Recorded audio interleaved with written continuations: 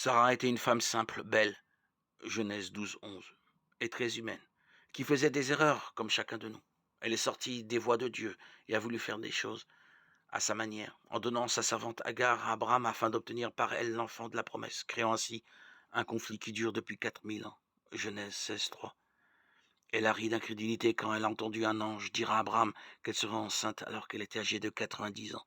Genèse 18, 12. Pourtant, elle a donné naissance à l'enfant de la promesse et a vécu encore 30 années de plus jusqu'à sa mort, à l'âge de 127 ans. Genèse 23, 1. Hébreux 11, 11 cite Sarah comme un exemple de foi. C'est aussi par la foi que Sarah elle-même a été rendue capable d'avoir une descendance. Malgré son âge avancé, elle a donné naissance à un enfant parce qu'elle a cru à la fidélité de celui qui avait fait la promesse.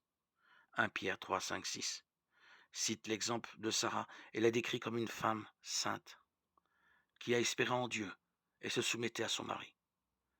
Sarah était prête à quitter son foyer et à s'aventurer dans l'inconnu pour suivre Abraham, après qu'il ait été appelé par un Dieu qu'elle ne connaissait pas encore à ce moment-là. Elle a beaucoup supporté pour donner un héritier à son mari et pour le protéger dans des terres dangereuses. Au final, elle a eu assez de foi pour croire qu'elle et son mari obtiendraient l'héritier promis, Isaac, alors qu'ils étaient âgés de 90 et 100 ans.